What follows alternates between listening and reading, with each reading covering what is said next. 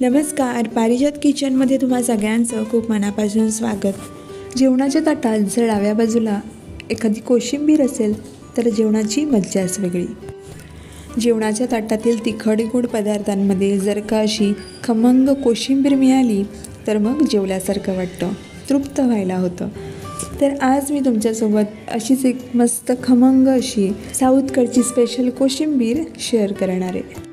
या कोशिंबिरीचं वैशिष्ट्य म्हणजे साऊथकडील मंदिरांमध्ये प्रसादाच्या थाळीमध्ये ही कोशिंबीर वाढली जाते. चवीला तर अतिशय भन्नाट लागते ही कोशिंबीर. चला तर मग रेसिपीला सुरुवात करूयात. तर सुरुवातीला इथे मी एक मध्यम आकाराची काकडी बारीक चिरून घेतलेली आहे. त्यानंतर इथे मी भिजवून घेतलेली मूग डाळ घेतलेली आहे.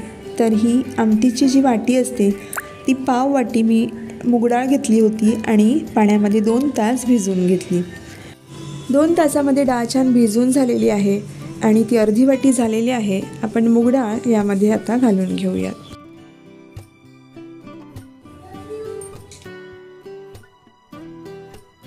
आता यामध्ये घालायचं आहे ओलं खोबरं. तर इथे मी अर्धी वाटी ओलं खोबरं यामध्ये घालणार आहे. खोबऱ्यामुळे या कोशिंबिरीला खूप छान अशी चव येते, म्हणूनच खोबरं यामध्ये आवर्जून घातलं जातं. कोशिंबिरीला हलकासा तिखटपणा येण्यासाठी यामध्ये घालायची आहे अगदी बारीक चिरून घेतलेली हिरवी मिरची.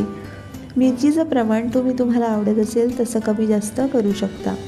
आता मी घेतलेली मिरची तिखट असल्यामुळे मी एकच मिरची इथे घातलेली आहे. आता यामध्ये घालूयात 1 चमचा लिंबाचा रस.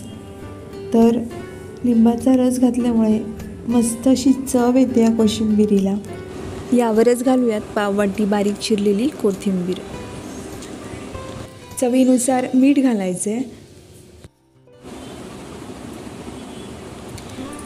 आणि आता आपल्याला घातलेली सगळी जिन्नस छान अशी मिक्स करून घ्यायची. आता ही मिक्स करताना अगदी व्यवस्थितपणे मिक्स करून घ्यायची, पूर्णपणे मिक्स करून घ्यायची. म्हणजेच घातलेली जी सगळी तिखट आंबट चवीसाठीची जिन्नस आहेत ती मूग डाळ आणि काकडीला व्यवस्थितरित्या लागली जातील. तर आता घातलेली सगळी जिन्नस व्यवस्थित एकजीव करून घेतल्यानंतर इथे आपली कोशिंबीर अजून तयार झाली नाही आहे. तर त्यावर आता आपल्याला फोडणी द्यायची आहे, जेणेकरून ही कोशिंबीर अगदी खमंग होईल.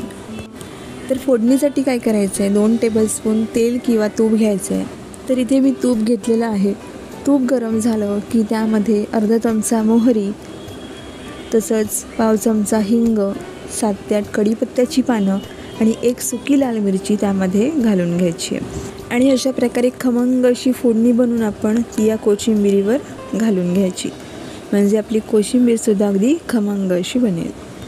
फोडणी घालून घेतल्यानंतर पुन्हा एकदा अगदी व्यवस्थितरित्या ही कोशिंबीर एकजीव करून घ्यायची आहे, जेणेकरून घातलेली फोडणी कोशिंबिरीच्या प्रत्येक कणाला व्यवस्थितरित्या लागली जाईल. तर आता मी फोडणीसुद्धा कोशिंबिरीमध्ये व्यवस्थित मिक्स करून घेतली आहे. तर इथे आपली खमंग फोडणीची कोशिंबीर बनून तयार झालेली आहे.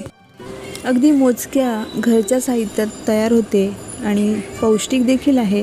त्यामुळे तुम्हीसुद्धा एकदा जरूर ट्राय करा आणि कशी वाटली रेसिपी कमेंट करून नक्की सांगा. चॅनलला नवीन असाल तर सबस्क्राईब करा. रेसिपी जास्तीत जास्त शेअर करा. रेसिपी आवडल्यास एक लाईक नक्की करा आणि शेजारील बेल आयकॉन प्रेस करा, जेणेकरून माझ्या पुढच्या व्हिडिओचं नोटिफिकेशन तुमच्यापर्यंत लवकरात लवकर पोहोचेल. लवकरच पुन्हा भेटू अशीच एक नवीन रेसिपी घेऊन. तोपर्यंत धन्यवाद.